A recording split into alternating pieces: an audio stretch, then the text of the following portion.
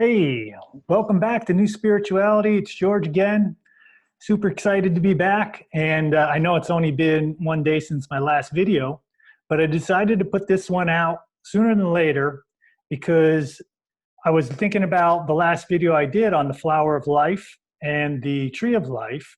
And I wanted to make just a few clarifications on the flower of life and add a whole lot more to the tree of life geometric structure. So, I'm super thankful that all the subscribers I have. Thanks for all your positive feedback and comments and the people who have been contacting me and messaging me on Facebook. And yeah, super excited to add just a new layer to everything else that I've shared so far. So let's just jump into the screen share. I've got all the little props set up, building a bunch of different things as well. And we'll jump right in.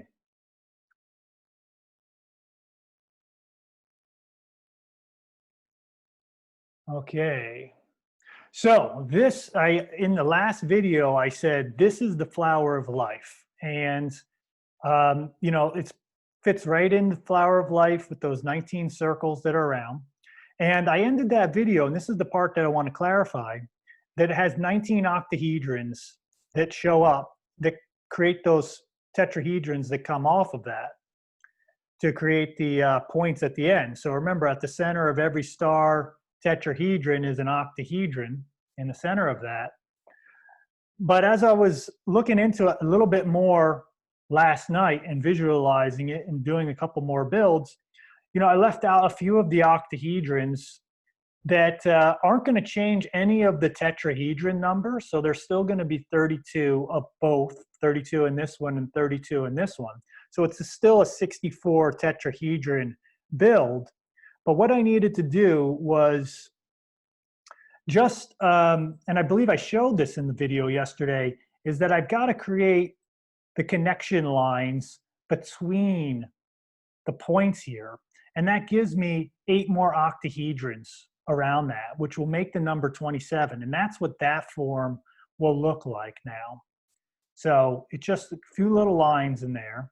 And there's another 6 octahedrons that show up. And that gives me a total of 33 octahedron totals, while we still have 64 tetrahedrons and the 32 smaller star tetrahedrons. So if you saw last video, and I ended up with, this is the flower of life at 19, well, I'm just augmenting that to give all the octahedrons that are in there, to just round them out and make them present to give you the total number of 33. And I'm about to show you where those other 6 octahedrons are in this next slide. So now we're at the flower of life again. Let's zoom in just a bit. Okay, so flower of life is within here, and it's 19 circles. Okay, so that's when it's seen just as flat. And today I'm going to show you how it is actually 33 spheres and how that's built out. So by the end of this display of what I'm going to show, how I'm going to build this, because I did it like a little mini animation, it's going to show you how there's 33 within this. So by the end of this, you'll really be able to see this three-dimensionally as these clustered bubbles. So the octahedron, this is it right here, they just fit right into each of these spheres, just like this, okay? So there's going to be another one up here and another one up here, and these octahedrons are going to be kind of interlocked rather than just touching up against one another.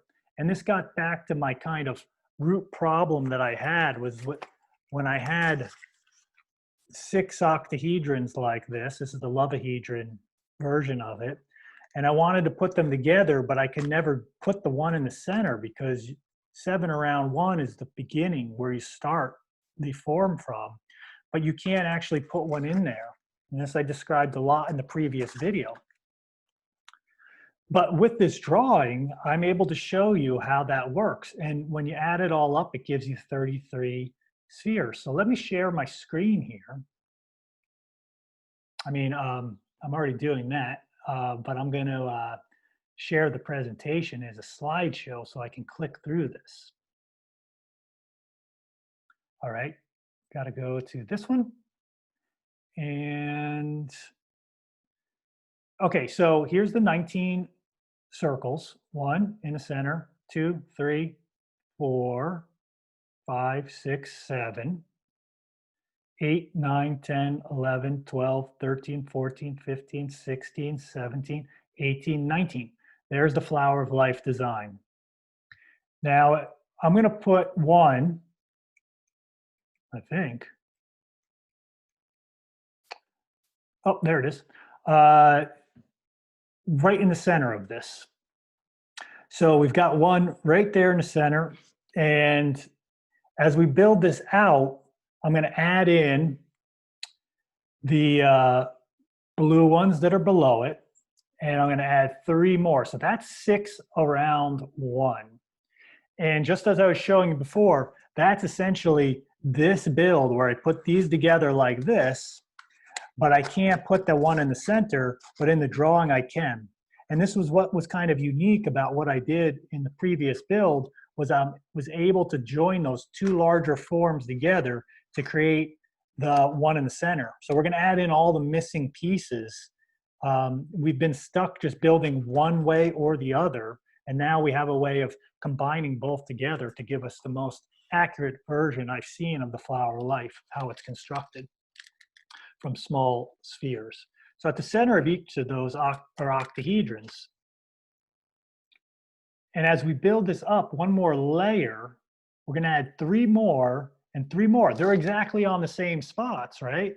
But the difference there is that,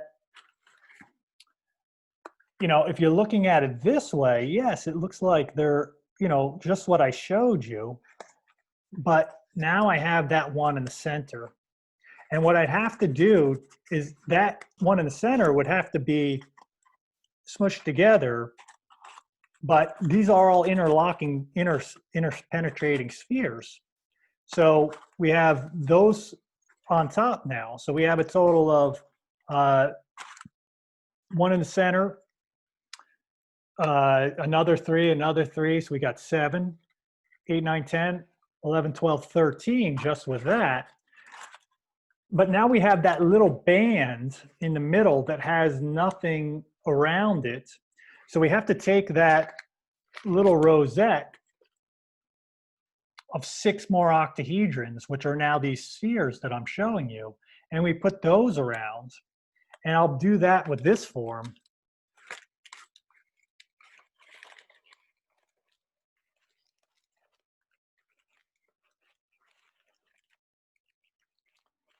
This one always gives me a little trouble. There it is. So now we have 3 on the bottom, 6 around, and then we're going to put the 1 right on top, 1 in the center, and 3 more on top. Okay, so that is with 1 in the center and 12 around. So that's 13 right here, 13 octahedron shapes.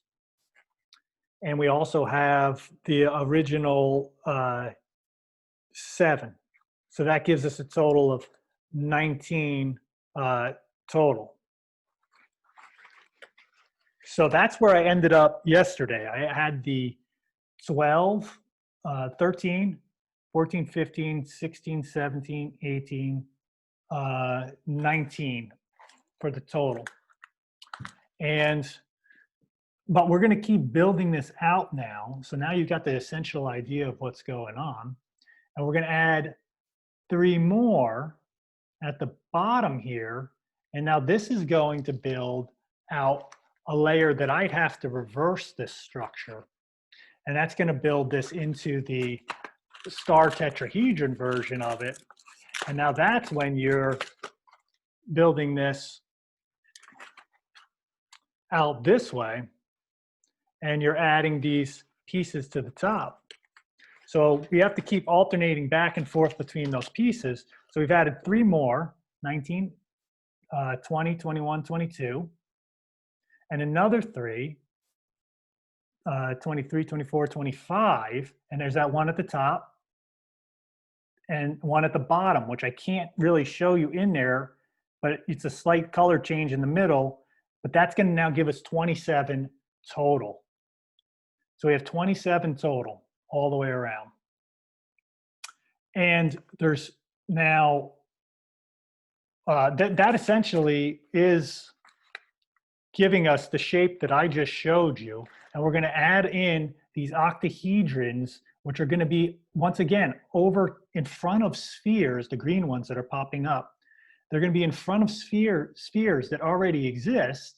And there's going to be 6 more of those that are going to be, yeah, those are in front and the other ones are behind it. So now we have a total of 33 octahedron within the sphere, within the flower of life design. So now you can really see that three-dimensionally. We'll build it out just one more time, from 1 to 3 to 3. Another set that's now giving you that cube octahedron. Now that just gave us the star tetrahedron, the egg of life shape. So let's back it out. I'll tell you what each of these are. Right now, this is called the seed of life, 1 around 3, 6, 1 around 6. So we have 7 there. When I build this one out, that just gave you the cube octahedron. That's 1 around 12. When I build this one out, that gives you the egg of life.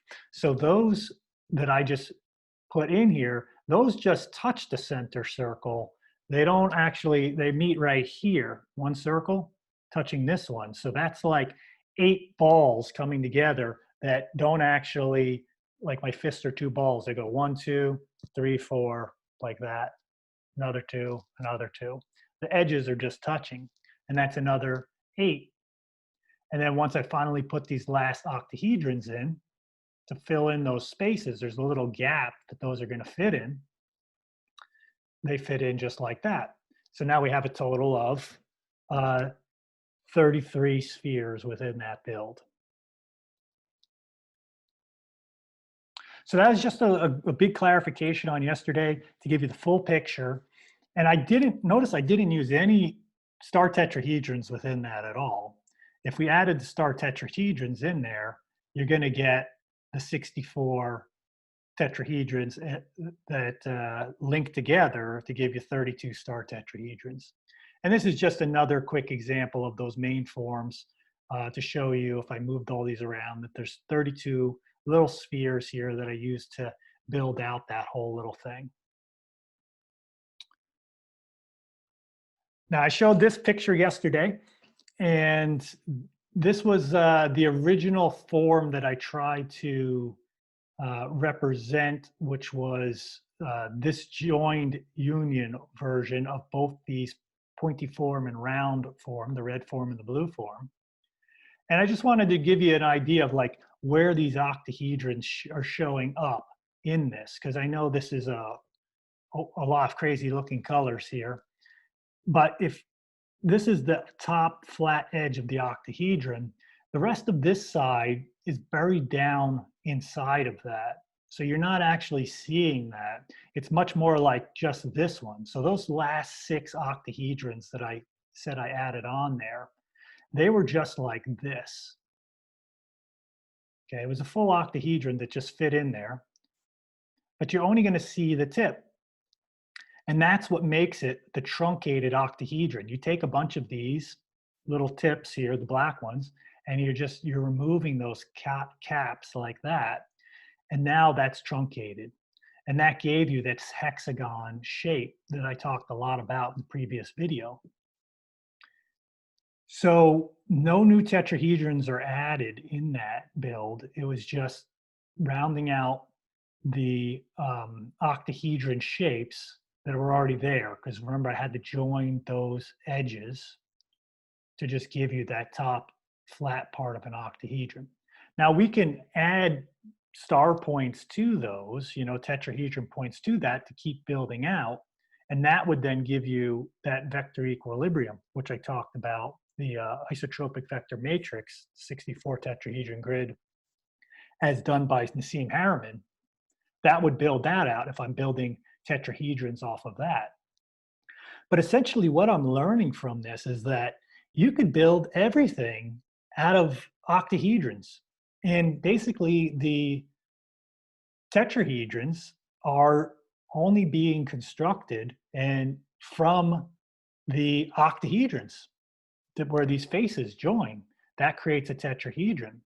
Now, it's just like, which way do you want to look at that? You can either look at it as like, I could put down a bunch of tetrahedrons and those build the octahedrons, or I could build a bunch of octahedrons and the negative space, the empty space, creates the tetrahedrons.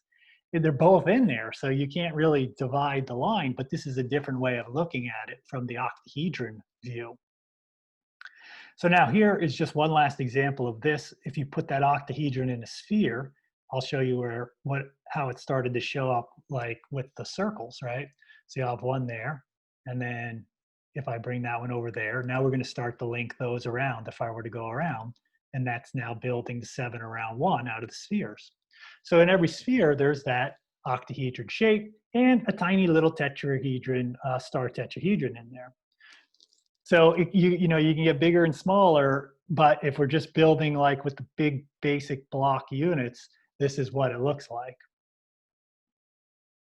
Now I want to just bring in a few other really important pieces that I don't want to leave out because we can get really lost in the numbers, but they have such significance to all spiritual traditions in the past. And I'll pull this over a little closer. Let me zoom the screen out so you can understand why these numbers actually mean something that you can look into a little bit further on your own. So you have 6 around 1. That's the first seed of life. Well, sacred geometers consider that to be the first 7 days of creation that are talked about biblically. You also have 7 main chakras in the body. And then remember, we have 33 spheres. Now, this is a really important number. If you want to do some research on the number 33, you're going to find a ton of numerological information around 33. For one, it's the number of years Christ lived, 33 years. You have 33 vertebrae in your back. That central column, your spine, has 33 vertebrae, which is one of the main channels, is the main channel of energy that is energy is moving up and down your spine. Now, the 12 around 1, the cube octahedron, well, that sphere, that shape, with 1 in the center, meaning Christ, and 12 disciples around it, that is often associated with that symbology. And you also have 13 full moons a year, even though we only have 12 months a year. Now, the egg of life, which is these 8 out here with the 1 on top, 1, 2, 3, 4, 5, 6, 7, 8. Remember, those don't touch. They're just butting up against each other. Those represent and are the first 8 permanent cells that are in our body, which create that first star tetrahedron that everything else builds off of. My work is turn those into connecting that to the 8 directions of the I Ching. And then we can look at the codon combinations of the tetrahedrons that I have in there. Remember, I have 64 tetrahedrons. Those relate to the 64 codon combinations of human DNA. And then you have 64 hexagrams of the I Ching, which I just mentioned. And then each of those tetrahedrons that are joining together are the programming partners of like an upward and a downward pointing one of a yin and yang combination that gives you 32 interrelated hexagrams that are connected. So right now you have like a whole map, a whole energetic map contained in the flower of life beyond the design that's pointing out so much more from a numerological standpoint, from your biological standpoint, from spirituality standpoint, from religious traditions of the world. At least here I'm talking specifically more related to Christianity, but all these numbers are connected. So let's keep going on. So that's going to conclude phase 1 of this. Let me just get out of the big screen here for a sec and see if there's anything else that I need to show you. I don't think so. You know, today's going to be just a bit more on the screen here. There's not a lot of little bit to show you. I will be showing you some more of these forms in just a minute. But let's continue on, because now I really want to get into the tree of life, which I talked about yesterday and represented it as this geometrical structure that you could see when you hold it at a certain angle to you, that it's going to look like the tree of life three-dimensionally. So yeah, let's stop the share real quick, and I'll show you that once again, and look at it from a lot of different angles. Because amazingly, this is what that tree of life form looks like from, you know, that view, from this view, and if we turn it at just the right view for you, that's the tree of life. And you can build it right into all these forms that I was just showing you. So the next little bit that I'm going to do is look at this form and connect it to some of the flower of life and how it fits around our human body. Okay, share the screen.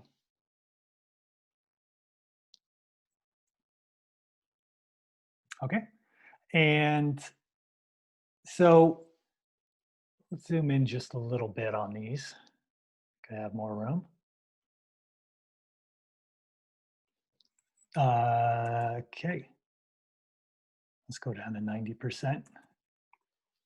All right, so now I was just showing you that form from a side view. Now you're just gonna have to take my word for it that this view that you see right here is basically just turned 90 degrees. I know it doesn't look anything like the tree of life that you would imagine.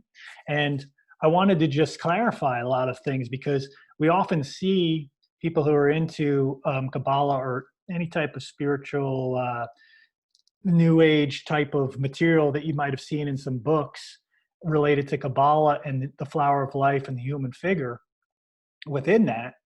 You know, you'll get the tree of life just put right on a person like this. So this morning I was visualizing what that looked like last night, and I was like, well, let's just design it and figure it out and see where a person would show up in this. So because it's odd looking, like you think it would just be like, oh yeah, that's perfectly at the crown of the head, this is directly at the base, here's like where the elbows are, here's the heart, the two shoulders, you know.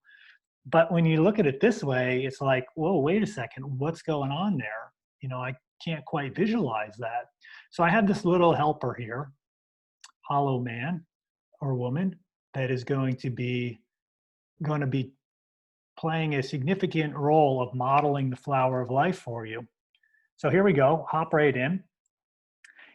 Now, this is essentially what I did here is showing you what points correspond to the flower of life points. Now remember, this is it looking head on. We could drag this right over this and it would fit perfectly. And you know, we're in the flower of life. So remember, I just showed you the flower of life is three-dimensional. It's not flat. So this geometric structure that we're looking at here of the tree of life must also have a geometry to it, because it can't be flat either. So this little segment that I'm showing you here is what the tree of life looks like geometrically in the flower of life. So if we bring this person over, you know, there's the crown of the head is this one. These points here, these 2 points that are between the head, well, there's 2 of them. They're on opposite sides of each other, but they're in front. This one here at the chin, well, there's 2 points there, right? That's the one that gives you the star, David in the middle. That one goes to here, and then it goes all the way back here. So that gives you the crisscrossing of the 2 points to get the full star look when you look at it head on like this, because it's a star tetrahedron. It's not a flat little drawing on a piece of paper. So that goes right through. And now this one, where the 2 shoulders are, that one is, you know, about where the shoulders are, you know, if we move the person down just a bit. Those are the other 2 points on the opposite side. And, here's the heart one now, or the center of the chest. That's also made up of these 2 points, 1 and 2, back here, that go straight through the chest. And now we have kind of where the elbows are. Those are these 2 points here, but they're way back here. And then at the very bottom, or like kind of the lower dantian below the belly button area, we've got, this point right here, just one single point. And then we have that small tetrahedron at the bottom, that's here. That goes right over to here. And I don't know, that's a little below the perineum area, maybe mid-thigh area, at least the way it is drawn here.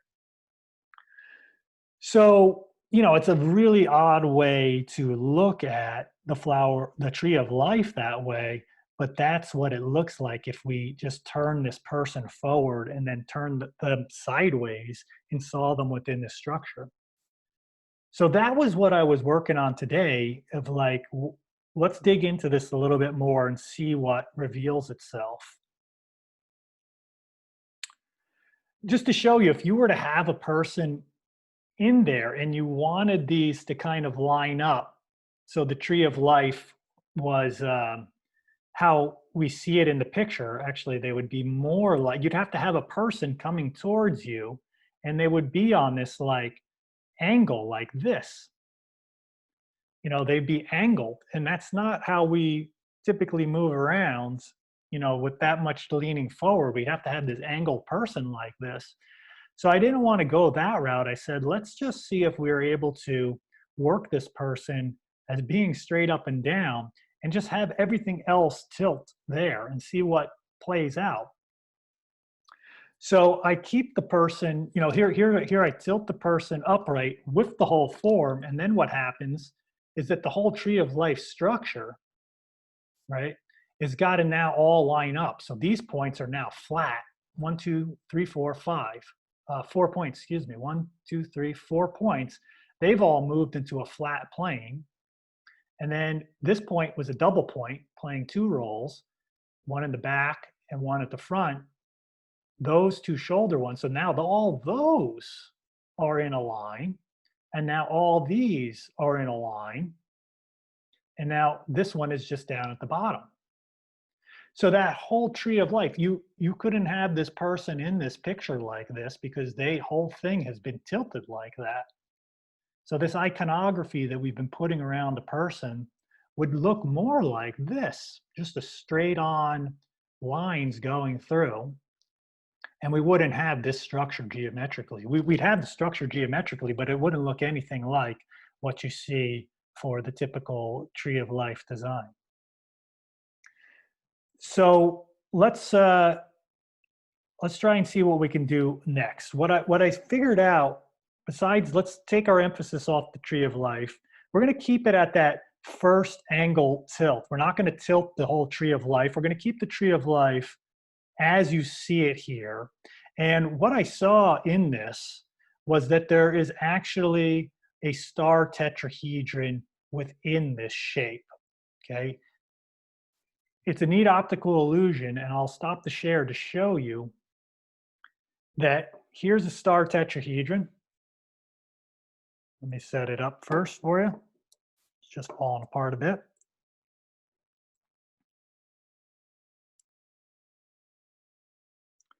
From a certain view, I need to just find it for you. There it is. All right, so that essentially, that one little piece is moved out. Let's straighten that up.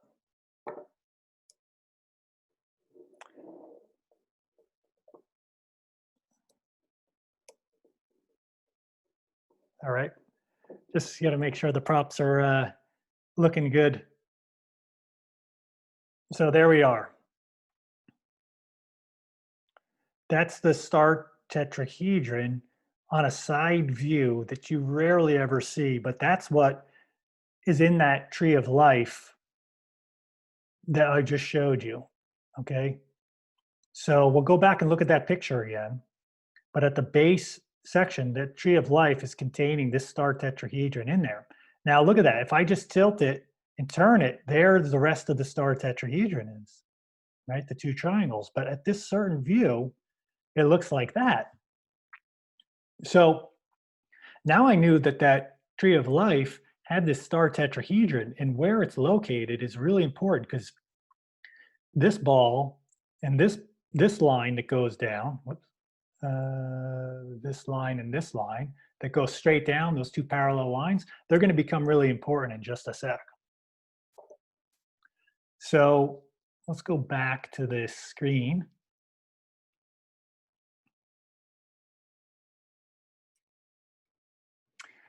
So there's the star tetrahedron that I just showed you on that side angle. Now, if I turn that again, it's going to look like this. All right. So we had this tilted star tetrahedron, and I measured the angle as best I could on here. It was somewhere between 18 to 20 degrees from this center point. And the other thing I noticed is, like, typically, the star tetrahedron is one that people place the human figure in, because we could put a nice sphere around this. This was just the upper half of the body now. But within every star tetrahedron, you put a circle around that, and that's a spherical shape. So we're working with the star tetrahedron now, and the other parts of the tree of life, we're not going to focus on this element right here, but just that star tetrahedron, and see what that will reveal, okay? But I just wanted to show you first that, we've got this angled star tetrahedron, and we often like that shape to be like straight up and down. So if I take that star tetrahedron, which, put it straight up and down and say, well, that's rotating around us, we like that peak to be nice and straight up above the head, with very little wobble. But just to show you, like, our Earth is tilted at 24.5 degrees. So there's a star tetrahedron shape within the Earth, and that has a wobble, one that's a long wobble that takes a very long time, 26,000 years to go around. And today, I just discovered that there's a wobble that takes place every 6.4 years, I think. And I have that video here, so I'm going to show you that. It's a 20-second video, but it's a really cool way to see what this wobble looks like. So here's the video, and you'll see the Earth all of a sudden is going to have that wobble starting where the blue is, and look at the spiral that it's creating as it goes around, right? And now it's coming back towards the center, right? I'll put this video in my in the link. Let's replay that one again, just so you can see it. So, if we're contained in the star tetrahedron, we might have, just like a gyroscope. I have a gyroscope here, and I was playing with that today, and like pulling it and watching how there's this continuous little slight wobbling oscillation that's happening around the top. When it got slower, it started to get a little bigger, but when it was really primed up and going fast, very little wobble. So let's stop the share on that one. Just make sure that's not going to play. Okay. Here I am. So we got to stop. Let's get back to the slides for that. So I'm just illustrating that within this like 18 to 20 degree wobble is well within the Earth's tilt. And there's nothing to say that our own energy field has a slight wobble to it too that can be out of a perpendicular 90 degree. It could be very small, it could be moving around. So I'm not too concerned about that tilt, actually. And I built one more little contraption to show you what that would look like, this tilted wobble, if I attached it to a star tetrahedron just like this with that same tilt. So let's line that up. just as you would see it in the video. You'd have to get it just at head height. Here, let's see if I can get this lined up just like you're looking at it in the video or on my screen share. There it is. See, that's that shape. Now I've angled it specifically right at the right type of dimensions that you saw before. And now let's just give that a spin so you could see what that's going to look like when it's not lined up directly on top. All right. So we've got, this wobble at the top because now the center of the axis, much like the Earth, is going around like this. And this is why we have our seasons over a long period of time. If we didn't have the tilt, like the moon has very little tilt. I think it's like 0.5 degrees. So it has like no seasons at all because it doesn't have any tilt. So we're very lucky on Earth to have that tilt. So that's what the star tetrahedron looks like when it has this wobbling tilt. Now you might be able to, in your energetic field, continue to tighten that up and make it straight. But within what we're looking at here, this is what we've got, what the angle of the tree of life is showing us when that star tetrahedron is pointing directly at you like that. And when you turn it on its side, that's what it's looking like in the tree of life. Now, the neat thing about that when I'm spinning that is that these two outer points, these two, those stay directly in the center as they go around. Those don't really oscillate up and down like these other points you're seeing, that seem like they're going up and down. But these the ones in the middle there, they just stay right in the center like so.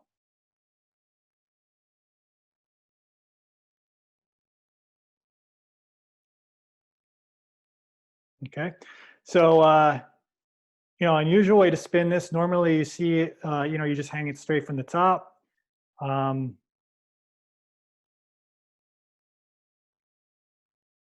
There's certainly a little bit more dynamic look to it there.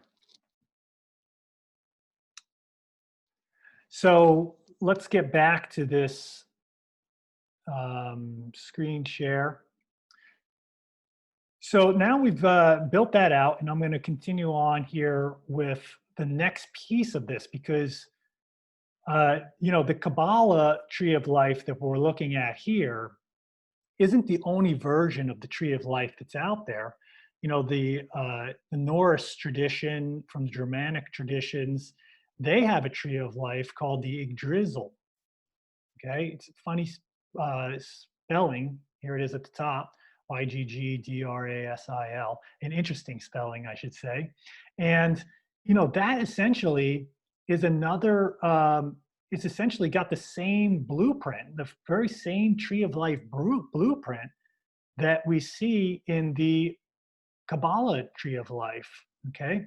All we're missing is some of these points, and they're adding in, these red lines, which come down here like this. I'm going to show you all this in just a sec where this is.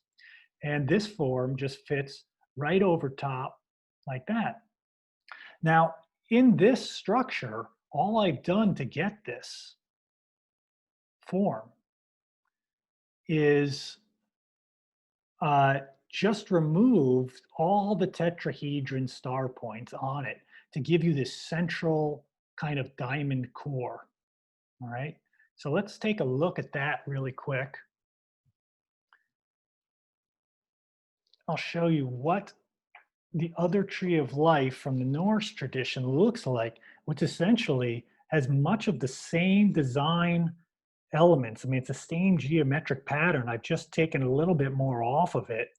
I've left a top star, top tetrahedron, a bottom tetrahedron, and I don't have the side tetrahedrons. Now, when they're building this, they have removed this space right here and one on the back side of that octahedron shape in the middle.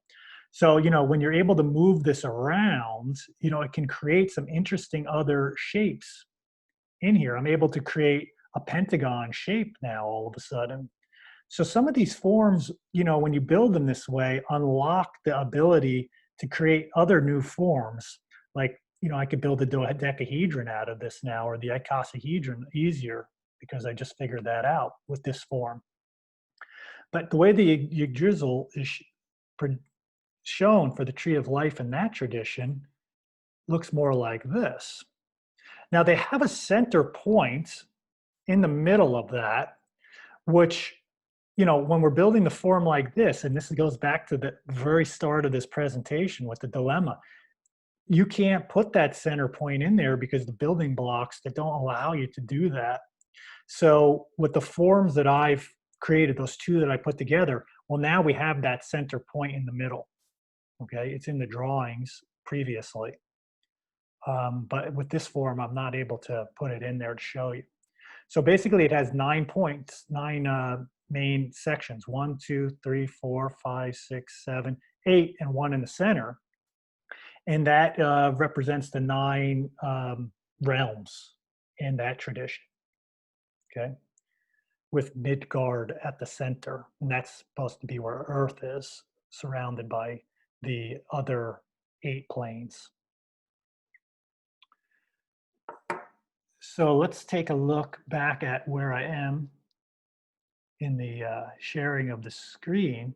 So yeah, I remember coming across the Yggdrasil a little while ago, and I was really, 2 years ago, because as I was working with the Kabbalah tree of life and building it geometrically then, I came across this other tree of life from the Norse tradition, and I really liked the streamlined design because it was just really getting it even more simplified into this diamond shape, these diamond patterns that go all the way around it.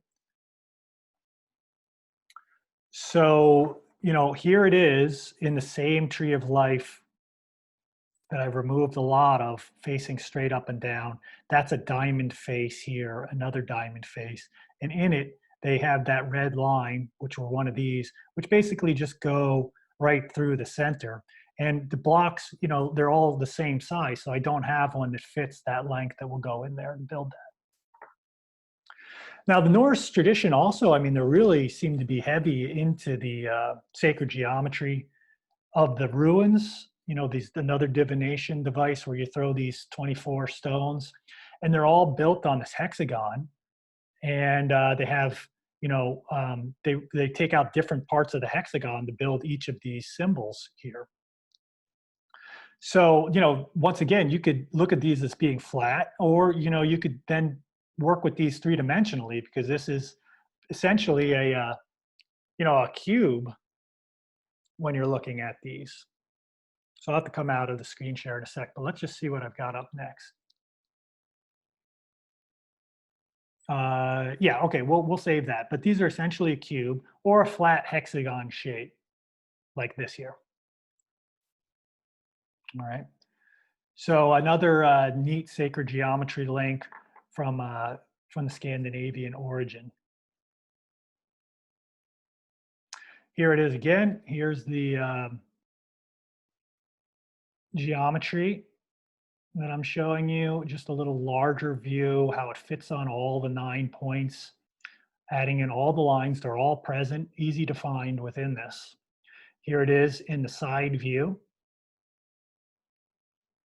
And, here, let's take this one, made the lines a little thicker. Here I've drawn in behind this, the center point, which, we know is the center is definitely within each octahedron. And now I've just placed that in there, and now this one will fit right over top like that. Now, of course, like I talked about yesterday, the camera takes a photograph, things are closer and further away, so there's this depth perception issue. But for the most part, you could see that this is a match for how it will fit. The 2D will fit over the 3D structure. All right, so check out the geometry, or check out the teachings of the Tree of Life of the Norse tradition if you have some interest with the geometric structure of the Yggdrasil, in combination with the Kabbalah tradition. fundamentally, they're containing the same basic root shape that's within them. This one has this star tetrahedron shape in the middle. Um, Interestingly, this is a star tetrahedron version in here that is the un, uncursed version of it, which means you can just keep drawing this around and you won't have to stop to take your finger off the page. So it's a unique way to build a star tetrahedron in that version, okay? Now I'm going to start to tie things back together to where I started out, like in video 1. This is the 4th video, and connect that to the I Ching again. Now this, I don't know who created this little schematic here, but it was obviously someone who was thinking like I was about the geometry behind the 8 main trigrams, which I've numbered numerically as 517 and given them numbers, digitally compressing each of the numbers. And these are the ones that correspond to the trigrams. And these, of course, are matching one another on opposites. 8 and 1 are across from one another, 3 and 6, 5 and 4, 2 and 7, just like I was doing, okay?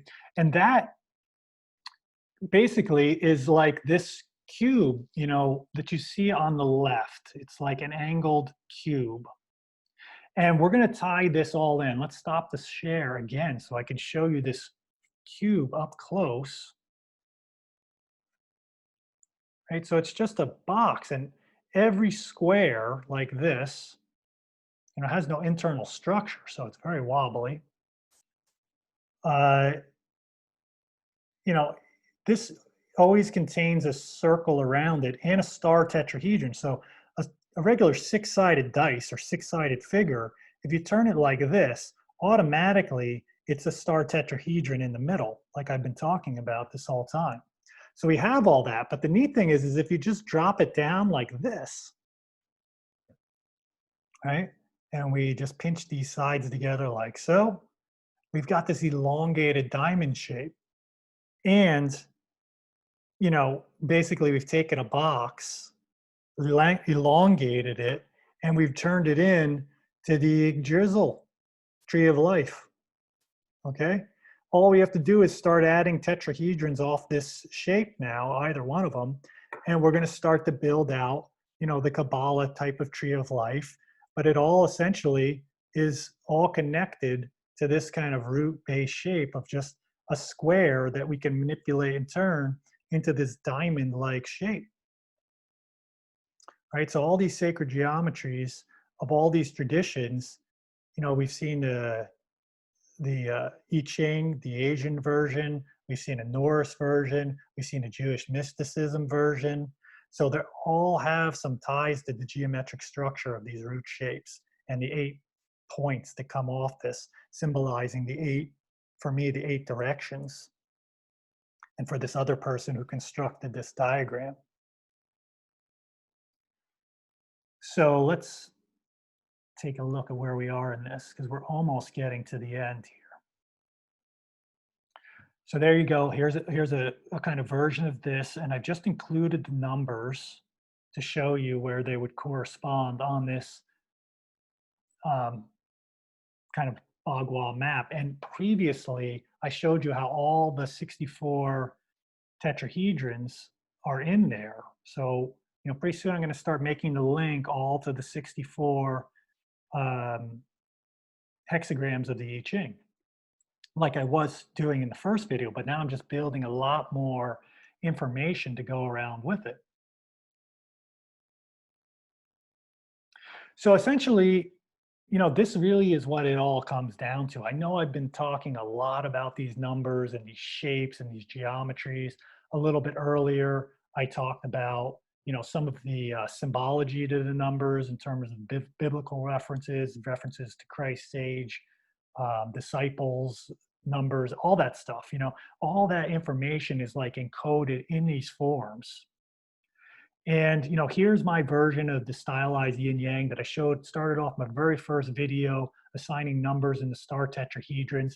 And basically we're taking these geometries and we're bringing them to life as us, right? We're contained within these geometries, right? So this is the image I posted a long time ago of Buddha here and showing how the geometries of the square and the circle are in perfect relationship to one another.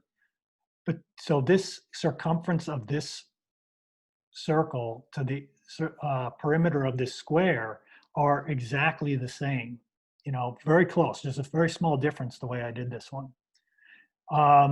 And as close as I could get it. And this circle inside the square represents the size of the Earth in comparison to the size of the moon.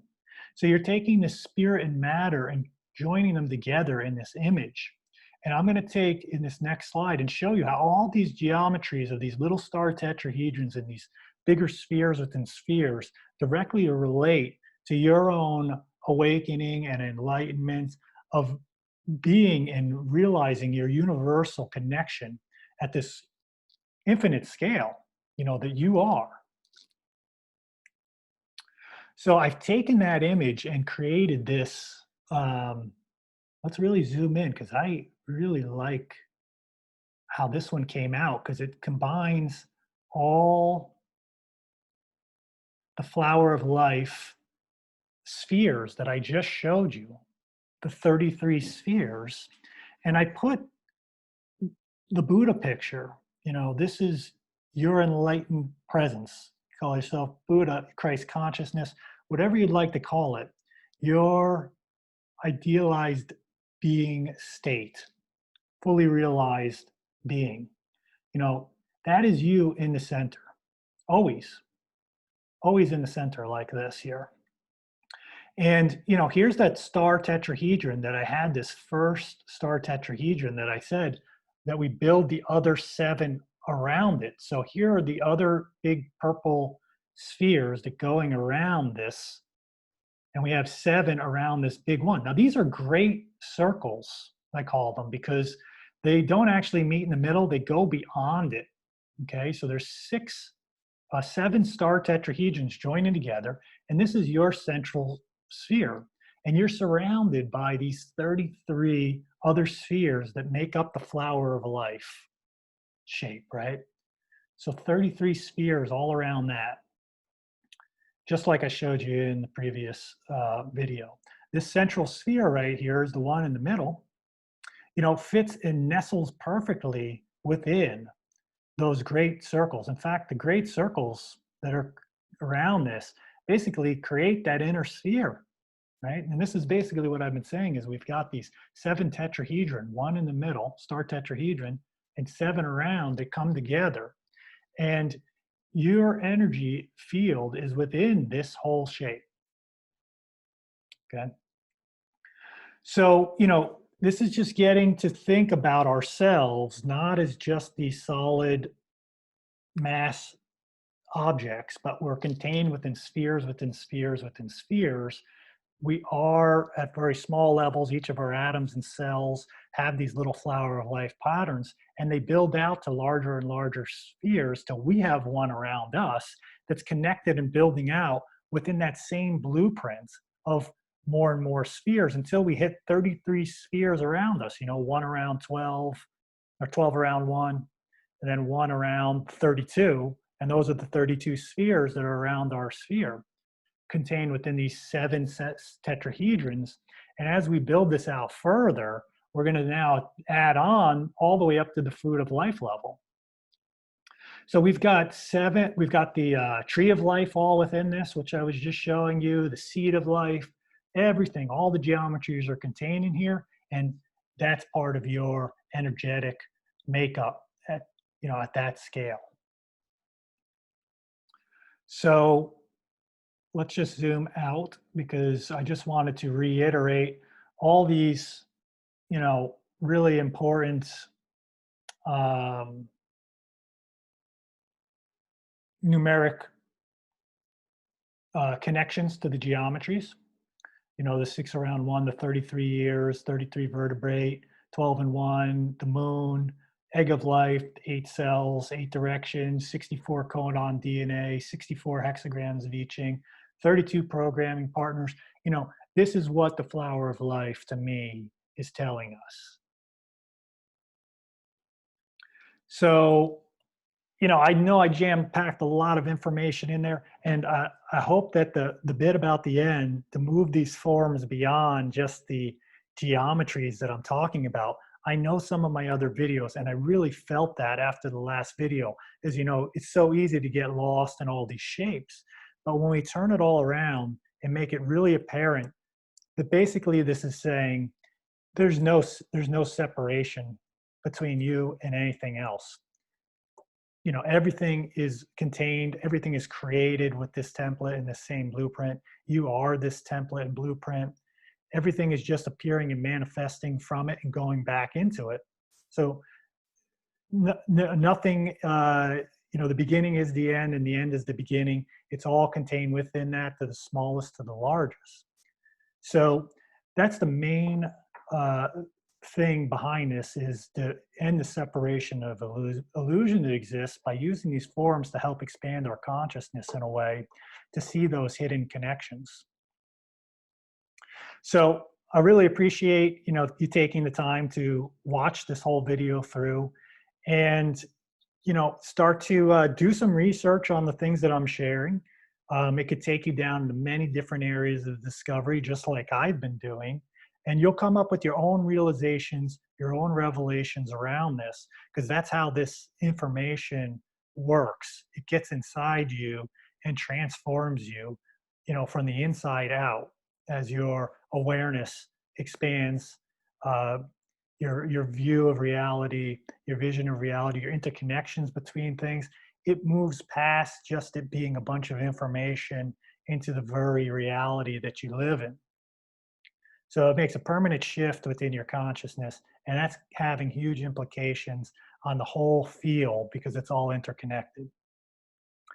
So, much love to everyone out there. Have a beautiful day, and peace.